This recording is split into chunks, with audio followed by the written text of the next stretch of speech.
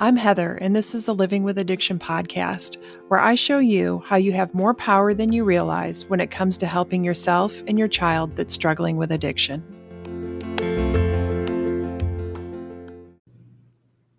Good morning, or afternoon, or evening, whenever you're listening. Today, I'm going to tell you how to create the relationship you want with your child or anybody else. And unless you've worked with me, you've probably never heard some of the things I'm going to share today. And if you have worked with me, keep listening because I'm expanding on some of the relationship work that I've already shared with you. And normally I don't say this, but I think it would be a wasted learning opportunity if I don't point it out today that everything I share can be applied to any area of your life. And that's true for the relationship concepts that I'm sharing today. The concepts that I share are great practices for dealing with addiction, but I've also shared how I use them in every area of my life. So I want to make sure that as you listen to this podcast today, you're thinking about all the relationships that you can apply it to. And what I recommend is listening to this episode once for your relationship with your child, then listen to it again for a different relationship you want to change and think of that person as you're listening, and you will hear things totally different based on the relationship that you're thinking about. And you can do that with any episode. Just listen and think of how you want to apply it to any other situation. Now, today's episode is going to contain some hard truths, and I just want to acknowledge that up front. So please stick with me as I share these hard truths. I've learned these lessons myself. I've looked at myself in this way because it's totally worth hearing these hard truths and looking at yourself because they are the bridge to your healing. And it takes courage to be open to what I'm sharing with you today. And I hope that you listen with courage and keep an open mind. I mean, you do get to stay angry and in blame if you want to, but you will be stuck there until you're ready to look inward, own your part, learn the lessons, and set yourself free to move forward. Dealing with a child's addiction can be devastating, and you are the only one who can provide relief from that devastation. If you listen to the last episode, you know that I've been experiencing some really just incredibly hard times with my daughter's addiction recently. And yesterday, I said to my counselor that it's torture to watch how tormented my daughter is by heroin, how sick it makes her. I mean, if you've ever watched your child go through withdrawals, it's physically uncomfortable for me to watch. How desperate it makes her that she'll do anything to get it, and how it's just destroyed her in so many ways already. And my counselor said, it's just a mirror of how you torture yourself with her. There's a way out of it for her, and there's a way out of it for you. And she was right. It was a hard truth. I have control of how tortured I am. When I'm in resistance of reality, resistance of what is, judgment of it, and guilt, owning all of the responsibility or a large part of the responsibility, then I am tortured. And when I'm brave enough to be in acceptance and forgiveness and compassion, then I'm in control of being whether I'm tortured or not. And those are our only options in every relationship, including our relationship with ourselves. So please be open-minded about what I share today because I'm going to be as candid with you as my counselor was with me the other day. The first concept I want to share about relationships is that addiction is just a mirror. And I want you to start looking at addiction not as the problem, but as a symptom of the problem. If you're having any problems in your relationship with your child, then their addiction is just mirroring back to you that you have flaws in your relationship skills that need repairs. The addiction is showing you areas of your life where you need growth and change. That's exactly what it showed me. Every area of my life that I needed growth and change. It shined a very bright, painful spotlight on it. And when we think of addiction as the problem and not the symptom of other problems, then we miss this huge growth opportunity because we blame everything on the addiction. And if your child's addiction causes problems in your marriage, and this is really important, those problems were there already and would show up and be reflected by any intense pressure on your marriage, not just addiction. And the same thing is true for how we react to addiction as parents. We have to look at what it's reflecting to us and what we need to work on as individuals. And I know that you might think this sounds like total BS, but I'd like you to think about it because it will serve you to look at it in the way I'm suggesting. Addiction is a teacher, and every relationship in our life is a teacher. Part of our human experience is learning, and these are our biggest lessons and opportunities to grow and change and become empowered to create our own happiness and peace of mind. That happiness and peace of mind comes from love and security. That's what we want from all our relationships. We just want love and security. And when we can give that to ourselves and have it reflected back to us in our relationships, it feels totally different. But often, instead of us creating our own love and security, our relationships are about attachment, dependency, and possessiveness because the other person is the only source of what we want or need. That's why our closest relationships can be the hardest and most painful. If we stay in that state of attachment, dependency, and possessiveness, looking for what the relationship can do for us, trying to get that love and security from the other person without giving it to ourselves first, then we never get to learn from the relationship and we just remain in pain. But when we learn from our relationship and become complete and whole on our own, then the people we love, they're no longer just a means to an end.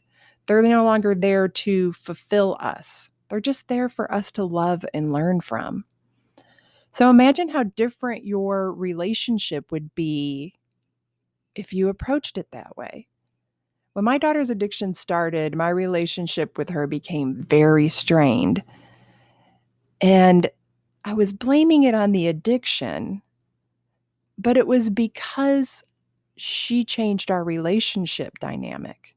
She went from meeting my needs for love and security, which, by the way, stop and think about how your kids do that for you. You probably don't even realize how much they meet those needs for you or met them before until it was taken away. And that's part of the initial anger of their addiction, but you probably don't even realize that because you're just focused on the addiction as the problem, the same way that I was. I missed that for a long time because I was seeing the addiction as the problem and not a symptom of another problem. And everything about my relationship with my daughter was hard and painful because I took everything she did and said personally. I showed up in our relationship with so much anger and frustration because I was focused on her addiction as the problem, and I was missing everything it was trying to teach me. I wasn't looking at myself. And even though I have the best possible relationship that I can have with my daughter right now, it's still not the relationship that I want. When she's in active addiction, she isn't emotionally available for the kind of relationship I want with her. That's just the reality of addiction. You can't have a typical parent-child relationship, but you can make the most of what's available to you. And that's what I've had to focus on with my daughter. You can use the information to transform any relationship and be proud of how you show up in all your relationships. One person really can make a difference.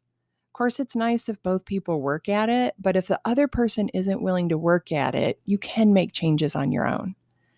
And the other benefit of this is how it changes your relationship with yourself. It turns the focus inward and shows you how you're in control of how you feel. You don't have to wake up in the morning and take somebody else's temperature to see how you feel. You will be the thermostat and not a thermometer. So that's how addiction is a mirror. It shows you what you need to work on in yourself and the relationship skills that you need to work on in order to improve all of your relationships. So the next concept I want to share is deconstructing and redefining the relationship. So just a minute ago, I shared that you have to make the best of what's available to you as far as a relationship with your child. You deconstruct the relationship by taking it down to a neutral foundation. It's just an energy exchange between two humans. The word relationship, son and daughter, have meanings and expectations attached to them, and it goes both ways.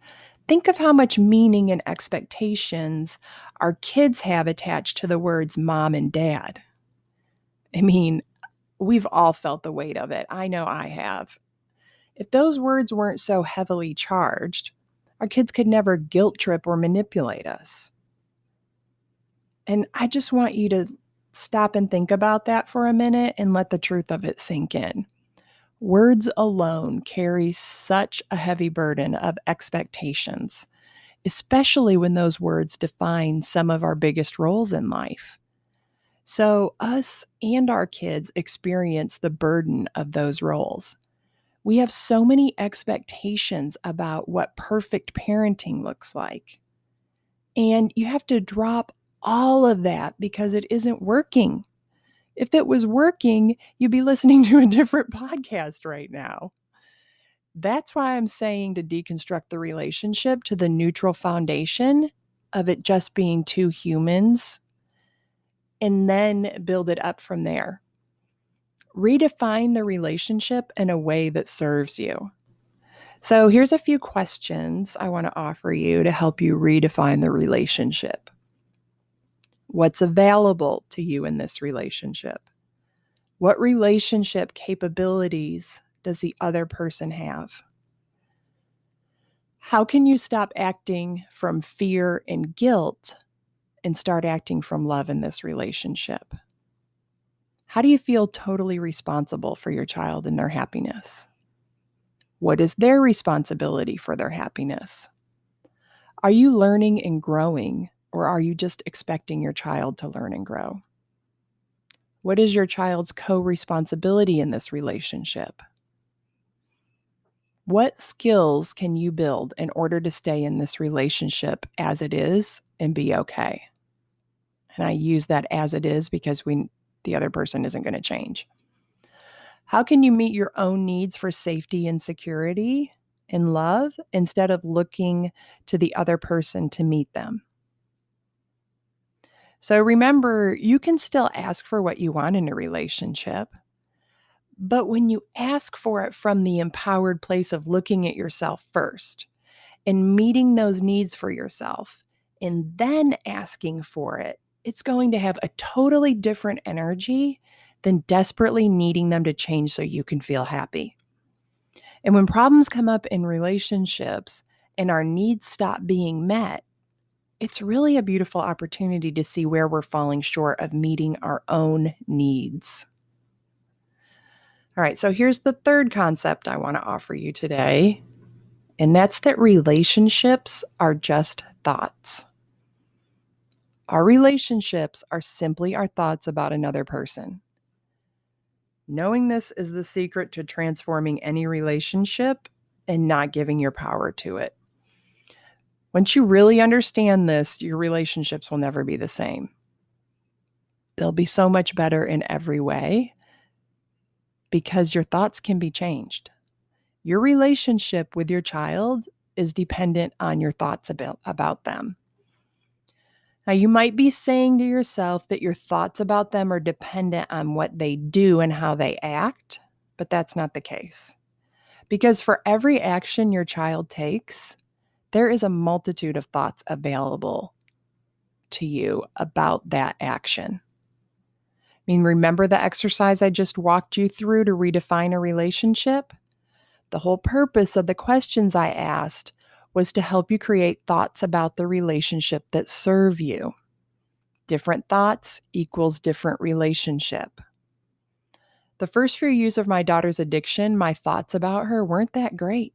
And my feelings were hurt most of the time because I had an emotional attachment to her meeting my needs for love and security.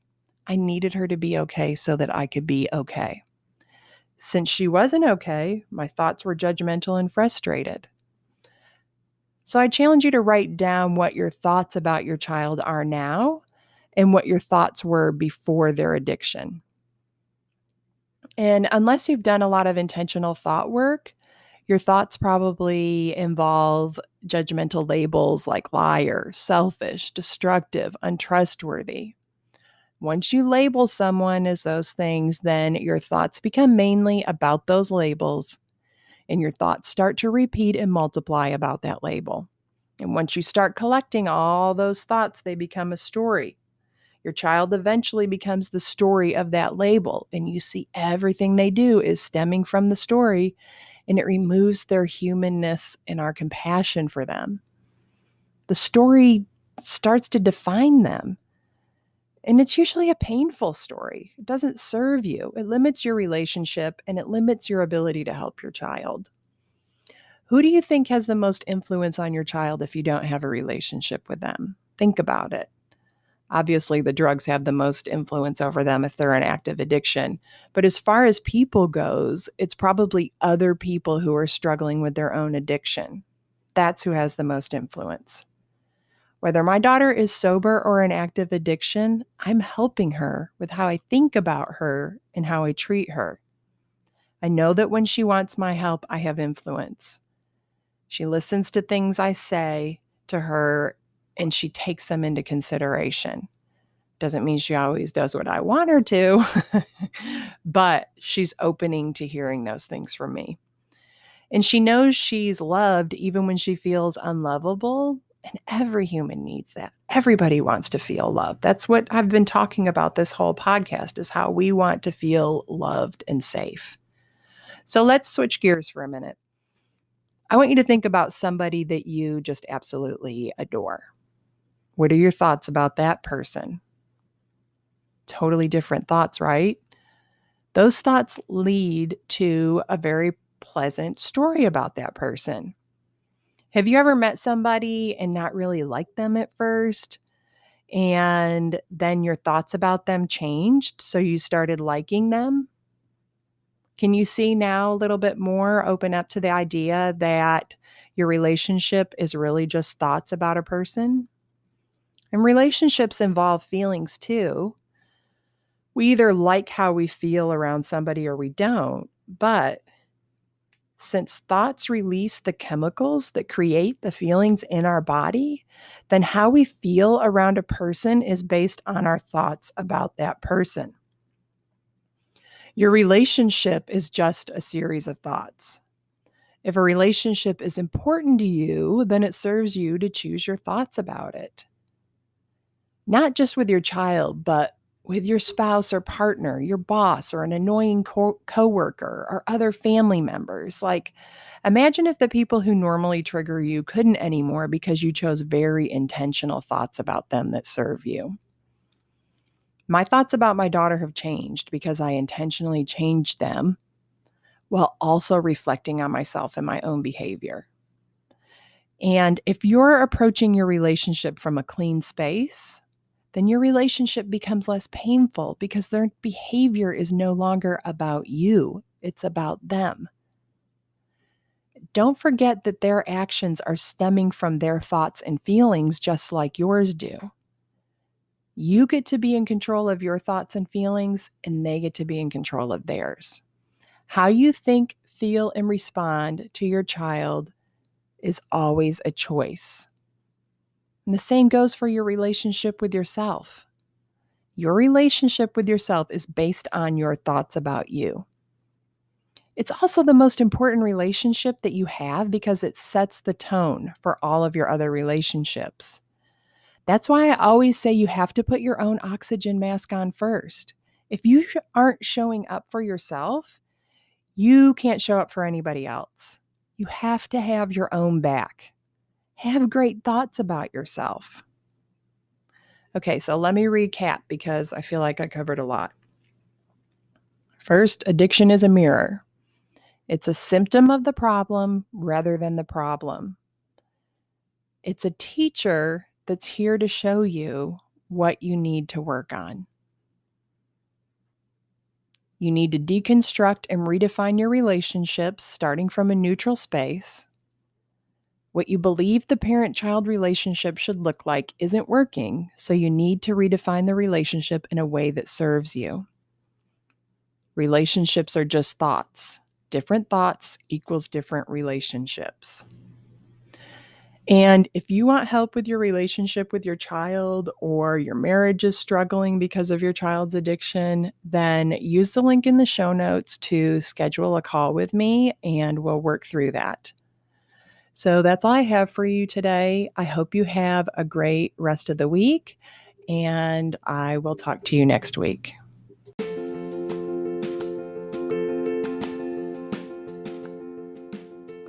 Thank you for listening to this episode.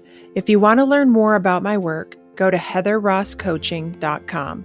If you want to help other parents who are struggling with a child's addiction, you can do it 2 different ways. First, you can share the podcast with them directly, or you can share it on your social media.